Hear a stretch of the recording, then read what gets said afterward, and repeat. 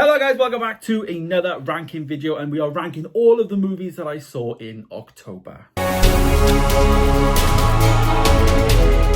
Yes, we have 9 movies that I saw in October, and I'm going to go from worst to best all the way up this list. If you want to see all of the reviews, I've done videos for each one of these, albeit just one. There was only one that I didn't do a video on, and that's part of a change that I'm doing on the channel. Only doing videos on things I want to do, and maybe I have things to talk about, kind of thing. So only one that I didn't, but I'll expand on why in this video. So kicking it off then in at number 9, right at the bottom, not as bad as, you know, some months have been, but a 2.5 star, and I gave that to Never Let Go. It's the movie starring Halle Berry, and it's basically about her and her 2 sons in a cabin, and the idea is they're not meant to let go of this rope when they're out and about and they're exploring and they're trying to figure out what's happening, and they're basically holding on to this rope and seeing what happens.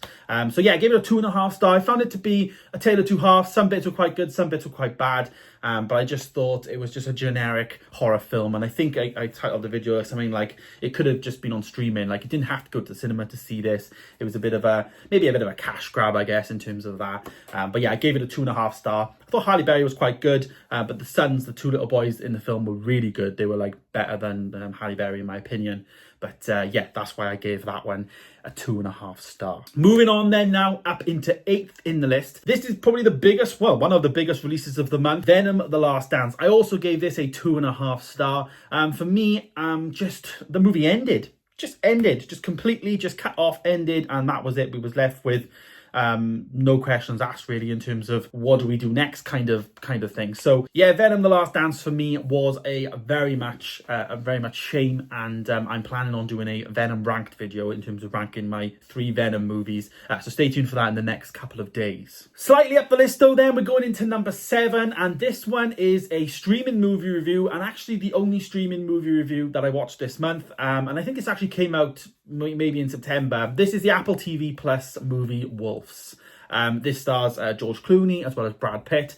I also gave this a 2.5 star. I thought this was pretty dull, to be honest.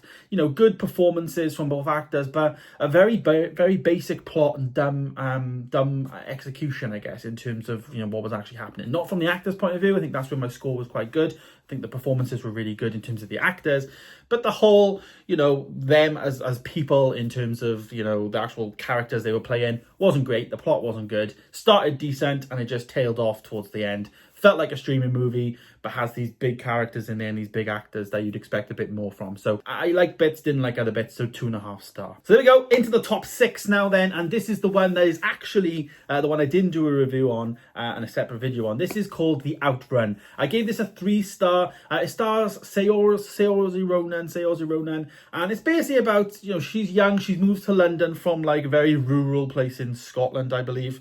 I think it's Scotland.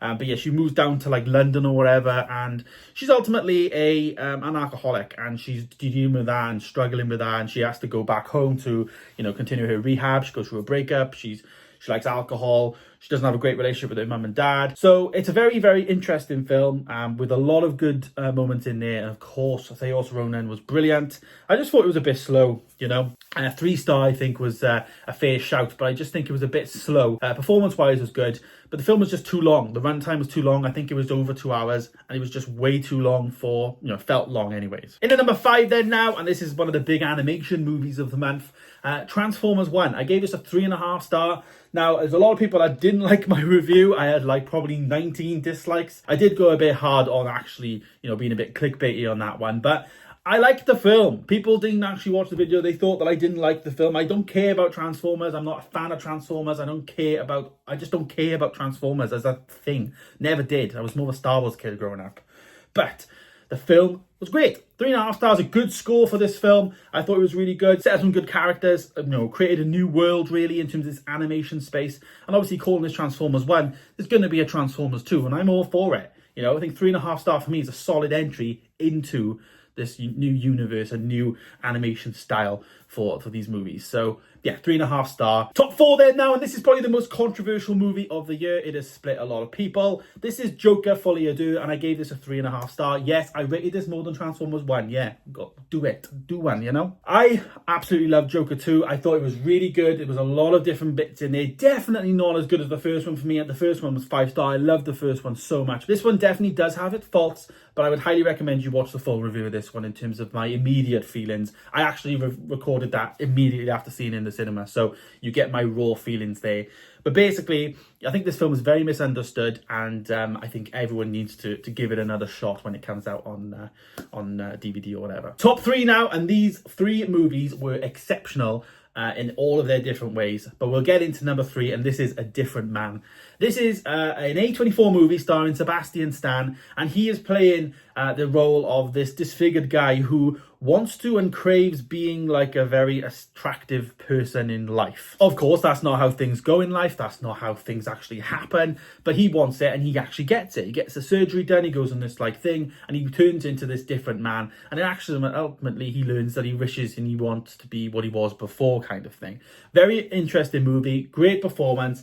And I thought Sebastian Stan absolutely killed the role. And to be honest, was one of his best performances of his career, in my opinion. But this month's different. I got 2 movies of Sebastian Stan, and above that is this one. I didn't think that A Different Man could be topped, but in at number 2, I gave a 4.5 star to The Apprentice. And again, starring Sebastian Stan, who plays Donald Trump. And it's basically the Donald Trump biopic movie that we haven't yet got, but now we have.